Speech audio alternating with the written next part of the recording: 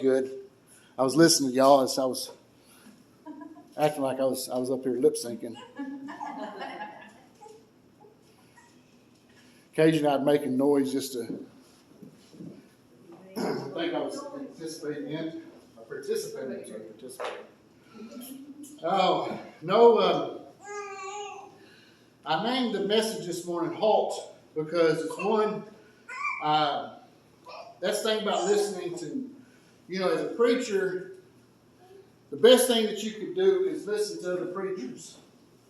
And because it's kind of like y'all, I want to give the best message I can, whether it's a packed house or just, 2-3 people. But the one I had to steal this from Charles Stanley, but it's called HALT.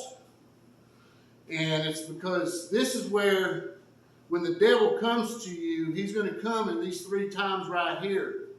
And that's in hunger, anger, loneliness, and tiredness. Because the thing about the devil is in this world today, we laugh at the devil. We mock the devil. Like I said before, we have devil food, devil eggs, and you show an image of the devil. He's this guy with a little pitchfork, little tail. He's ready to poke you in the butt when you bend over. That's the way we visualize Jesus now. Jesus the devil, and having where he's like has no power. But the thing about the devil is he comes to you, and the thing about our problem is like I preached on before, is the hardest part about this world is what we live in. And it's not the world. It's our flesh that we literally live in. It's inside our bodies, this bag of flesh that we got to drag around and tell what to do all the time. And it so easily conquers us because it's a needy, greedy thing. The flesh, there's nothing good about the flesh. The flesh always wants something. It's like a little 3-year-old kid, always wants something. Take them to the store, they're always grabbing this. Can I have this? Can I have this? Can I have this? Can I have this? Tell you a funny story. My wife saw, she had Hudson yesterday, and she took him to the Dollar General.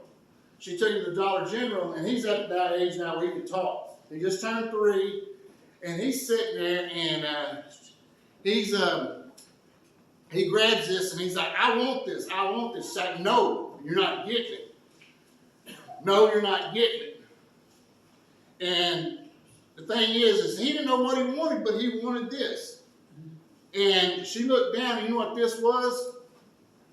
A box of feminine products that he wanted. Oh my God. Yeah, and that's what I'm saying. That's to us. That's what the flesh is. We just always want something, And right here in Romans chapter 8, verse 5, it says, "But those who live accordingly to a sinful nature have their mind set on the nature of desires. But those who live in accordance with the Spirit have their mind set on what the Spirit desires. The mind of the sinful man is death, but the mind controlled by the Spirit is life and peace. The sinful man is hostile to God, and it does not submit to God's law, nor can it do so. Those controlled by the sinful nature cannot please God. You, however, are controlled by the sinful nature, but by the Spirit, but not the sinful nature, If the Spirit of God lives in you, and anyone does not have the Spirit of Jesus Christ, he does not belong to Christ. But if Christ is in you, your body is dead because of sin, yet the Spirit is alive because of the righteousness. And the Spirit of him who raised Jesus from the dead is living in you. Who raised Christ from the dead will also give life to your mortal bodies through the Spirit who lives in you." And see, that's basically saying who lives inside of your flesh. Are you Spirit filled? Because a lot of Christians, they have their lifestyle, and they think, you know what? I'll just add Jesus to my lifestyle, and we'll be good. I can still do what I want and take Jesus along with me, and I'm okay. You know, just as long as I'm dragging Jesus through all this stuff, I can still do what I want to do. And that's the thing about it is you cannot, because this is where I'm showing biblical reference. Now jump over here to Genesis chapter 2 or 4. I'm sorry, 4.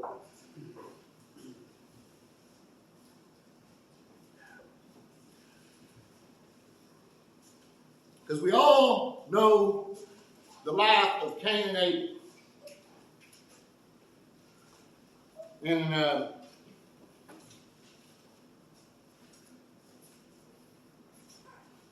sure, moving around today, Tommy.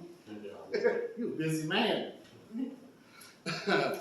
Yeah, and so, okay, in chapter 4, Cain and Abel offer their offering to God. And well, anyway, God didn't give Cain the favor. So here in the bottom of 5, or just to say 5, but on his offering, he did not look with favor. So Cain was very angry, and his face was downcast. Isn't that what we do when we get mad? We just can't even look at somebody and say, like, isn't that what the parents used to say? I'm so mad at you, I can't even look at you right now. And that's what he was. He was so full of anger because God did not favor his offering. And why did God not favor his offering? Because Cain didn't give it with his heart. Abel gave it with his heart, but Cain didn't. And now he's mad at God because of this. He's not just mad, he is what? Angry. And that's what... Well, I just jumped right past Luke. Well, I'll go back there in a second. Anyway, we're going to go mess it up. But anyway, right now, he's mad at Abel, and because God didn't give favor him. So now what does he do? This is what we do this when we get angry. We want to take it out on somebody. And poor old Abel, hey, I'm good. I'm your brother. So he said, hey, brother, let's go out to the field, you know. And that's what Cain said. He said, you're way downcast. And then he says, over here in 8. Now Cain said to his brother Abel, let's go out to the field. And while they were in the field, Cain attacked his brother Abel and killed him. And then the Lord said to Cain, where is your brother Abel? I don't know, he replied. Am I my brother's keeper? The Lord said, what have you done? Listen, your brother's blood cries out from me from the ground. Now you are under a curse, driven from the ground, which opened up its mouth and received your brother's blood from your hand. When you work the ground, it is no longer yields crops for you. You will restless wander around on the earth. Why did he do this? Because he was what? Angry. And like I say, who fuels that anger? Now, I really want y'all to really look into your heart on this. Because when you get mad at a certain person, what happens then? Oh, devil, boy, he's over here. And you start hearing these little voices. Oh, yeah, that ain't all that he does. He does this right here. He does this right here. He does. Because I as a spouse, and I know y'all probably perfect and y'all don't have these same problems, but when I get mad at my wife or something, I mean, there's all these other reasons popping up in my head, the things that, she didn't carry out the trash. She makes me carry out the trash. Why do I always got to carry out the trash? Oh, she don't do this. She don't have to clean out the refrigerator. She don't have to do this. You know, it starts causing all, and who is that? That's the devil in your head, because that's where he's at. He's in your head. So it's his playground. That's where he plays at, and he just tries to fuel what it is that you're feeling. So when you feel it, I'm not saying it's not wrong to feel anger. It's okay to be angry, but it's how you control it. Did Cain control his anger properly? No. He killed his brother. How could you want, and that's the devil pushing you. It's like, I would never kill my brother. Really? You know, maybe not. Maybe you're not a murderer. But let's go back to the one I was talking about in Luke 4, where I was originally supposed to start at. Because now we got the A part. We got the HALT, which is, like I say, hunger, anger, loneliness, and tiredness. Now here in Luke 4, and this is also too a prime opportunity, because when does the devil come to you? He comes to you what? In your weakest points. He don't come to you right after you walk out that door out of church. You're walking out that church where you're like, yeah, I got God in my life. I want to do good. Today I'm going to try not to sin as least as possible. I'm going to try to do good throughout the week. I'm going to start saying my prayers every morning when I wake up. I've got to do this. No, he catches you on Saturday morning when you're tired, you just worked all week, and you give out, and you're just trying to get some rest, and somebody calls you at 6 o'clock in the morning by accident or whatever reason. You wake up like, oh man, you just already ruined your day. And now he's in that playground where he's just trying to get, and that's what he's doing right here to Jesus. Jesus, he had just been, for 40 days and 40 nights, he had been fasting. And in 3, the devil said to him, if you're the Son of God, tell these stones to become bread. Because why? He knows that I ain't never been 40 days without eating, as you can tell. I ain't been 4 days without eating unless I was thoroughly sick and dying in bed, you know. I mean, honestly, how many of us could say we went 40 days fasting? I mean, I think the most I've ever accomplished was 3, and that was it. I mean, I can't do this. Yeah, fasting is where you're fighting against the flesh and telling the flesh, because the flesh is naturally hungry. It's not wrong or sinful to be hungry, but this is where the devil's telling him. And what does the devil do right here too? He takes and he catches you complete. But what does he do? He points out something that you don't have. He points out something that you're longing for, that you think you're longing for. Now he knows what Jesus is hungry. And he's telling him, turn these stones into bread. And you can eat. If you're the Son of God, do this. And this is what the devil's trying to do. He's trying to command God or Jesus to do something. And it's not his time yet, so he's not going to do it. He's especially not going to do it to please the devil. Because who wants to do something to make the devil happy?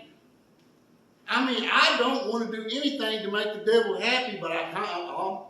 In Dallas traffic last Friday night, I thought about it.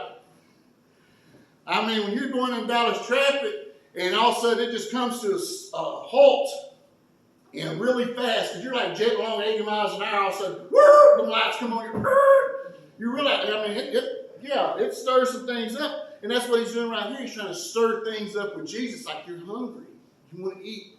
You're hungry, you want to eat. That's when, like I say, he comes to you in your weakest time. So right now, Jesus is what? He's hungry, and this is where he's coming to him, and he's offering something to him that he doesn't have yet. And I'm going to jump on this right here, because this was going to cover up most of my message. But let's go to 2 Samuel. This one is a really well-known event by King David. And what did God call King David? He said, a man of my own heart. This is a man of his own heart. In 2 Samuel chapter 11. Now David's an accomplished king. He's an accomplished conqueror. He is just a bad dude. I mean, he's killed a bunch of people, killed Goliath, and but the thing is, though, is now it's like he has let his guard down in several ways when you read here. Because it says, starting in 11:1, it says, in the spring, at the time when kings go off to war, David sent Joab out with the king's men and the whole Israelite army. They destroyed the Ammonites and began besieging Rabbah. But David remained in Jerusalem. Now see what this is already where you see where David's relaxing. Because kings are like any other person. You're supposed to do what you do. If you're a king, you're supposed to stay a king and do what kings do. That's the reason it says in verse 1 right here, in the springtime when kings, now isn't David a king? Go off to war, but David remained in Jerusalem. Why is he not out in war?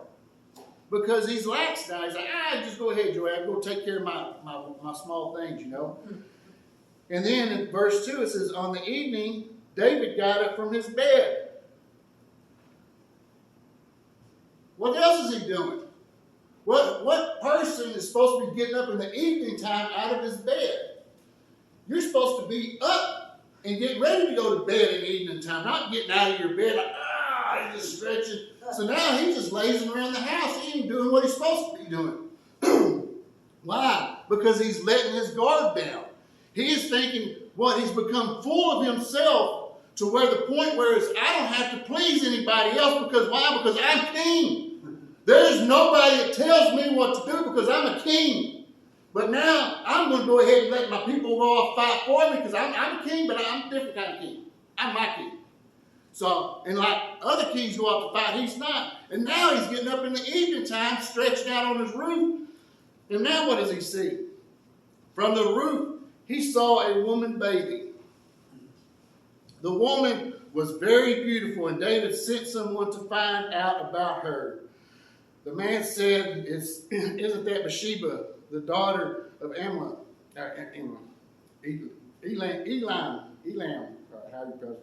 and the wife of Uriah, the Hittite? Then David sent messengers to get her, so she came, and he slept with her. She had purified herself from her uncleanness. Then she went back to her home. Then the woman conceived and sent word to David and said, I'm pregnant. Now, I hope everybody knows this event about David and Bathsheba. I've preached on it a couple of times. Now, David's not only waking up, or not letting his people go out and fight for him, but now he's also waking up late in the evening. Now he's sitting on the rooftop and he sees a woman. And now what is he? The devil's showing him something he doesn't have. He has several wives. He has several wives and concubines, but now he's thinking, you know what? I want her too. And that how the heart, and because why? Because he's feeling lonely. He's feeling lonely because apparently he's put himself away from everybody and just off and be in his little kingdom all by himself. Now he's lonely and he wants some company. And he's feeling lonely, and the devil's like, hey, button up there. Hey, there she is down there. You want her, don't you? So he calls her up there, and he makes love to her. And now she becomes pregnant. And he's like, you know what? I'm going to cover my tracks. Because that ain't what we do. When we do something sinful, we think we're just going to cover our tracks and, well, maybe nobody will know. You know? And so he calls her husband up and tells him to come in and be with his wife. And her husband is really, rarely loyal to King David. He tells King David, I'm not going to go sleep with my wife as long as there's soldiers out in that field fighting. I'm not going to be different. I'm not going to accept a gift to go be with my wife when other ones can't. And David's like, oh man, how am I going to cover my tracks now? He hadn't been there. She's pregnant. He's going to come back and she's going to have a baby out there. And he's like, oh, yeah. So what does he do? He covers his tracks. He sends him out to the front where all the battle is. And once he's out there, he tells Joab, bring your men back and leave him out there by himself. You know, if these were just stories, fairy tales, it'd be okay. But this was a real living man that he done this to. A real man that his heart beat and his heart was devoted to who? His king. To where, you know what? I come home, but I'm not going to sleep with my wife because I'm loyal to you and I'm loyal to my men. Oh, you want me to go out to where the front's at and fight? And he goes out there to fight. No questions asked. You say, I love you, King. And that's what the love we're supposed to have for God. But what's David doing now? David's looking for the love of his own heart. He's lonely. The devil's sitting there fueling in his ear, telling him, hey, you're king. You can have all that you want. And so he sends him out there to be killed. Just because he's a coward. The man that stood before a 9-foot-tall man at 13 years old to fight him is now a coward. He don't want to get caught cheating around on his wives. You know something doesn't mention in this? It doesn't mention nothing about how his wives felt after he had committed adultery against them. He fornicated against them, but yet it was okay because why? I'm king. We think that stuff on this earth. We think that we're kings on this earth, that we have nobody to answer to, but yes, we do. We have one person that's going to judge us one day. And how we're feeling, whether we're feeling hungry, angry, or lonely. Now I'm going to finish this up. Let's go over here to Exodus 32. You know, I never could figure out why. It's like, man, how the Israelites how could they be so tricked? So eager to get away from God, because if you read in Exodus, by day they were led by a cloud of smoke to where they went. They had manna every day. Every day there was food for them to eat. And then at night there was a ball of fire for light. Every day. And I thought, man, how could they turn away from God? You know, because it says here in verse 32, chapter 32, verse 1. It says, when the people saw that Moses was so long coming down from the mountain, they gathered around Aaron and said, come, make us gods who will be before us as this fellow Moses who brought us up out of Egypt. We don't know what happened to him. Aaron answered, take off the gold earrings that your wives or your sons and your daughters are wearing and give them to me. So he put them all the people took them off, the earrings, brought them to Aaron. He took and handed them and made an idol cast in the shape of a calf. And it's like, why are they doing this? Because they were tired. Could you imagine? Some of these people have never been anywhere but in this desert. They were born in the desert. They've been walking around this desert for 40 years, following this cloud of smoke and a ball of fire and getting bread off the ground every day. That was what their life was consisted of. And I thought about that. You know, put yourself in these people's situations, and you can start relating to how they feel. Because like, okay, we hear about this God, we see about this God, but he's not doing anything for us. So let's make another God that's going to be more powerful and take us somewhere. Because they're feeling tired. Wouldn't you be tired just walking every day? This is your life. Walk every day. And now who's in their ear? The devil. The devil's like, oh man, Moses is gone. Let's make another idol. That's what they're doing. They're making an idol to worship. They offer burnt sacrifice to it because they're tired. And that's what I'm trying to help. Use this right here, this HALT. Anytime you feel like, say, hungry, angry, lonely, or tired, try to put that in and print that into your heart, because I can say anytime, it's like Adam and Eve when they were in the Garden of Eden. They had everything. They had everything but the tree of knowledge of good and evil. And what did the devil say? You don't have that. Go get some of that. And that's what the devil tells us. We can have everything, but he wants us to have something else. We can have a beautiful, pretty wife, and he still wants us to look at other women. He still will have a side by versa. You know, have a handsome husband, you know, like Michelle over there with John, you know. and yet, you know, he tries to put another handsome man in their life to look at, to lavish over. You know, that's what he always tries to get inside of our head to pull us away from what's important. And we're so gullible sometimes that even a man of God's own heart can not only did he do that, you know how long he stayed away from God before he went back to God and said, you know what, God, I messed up.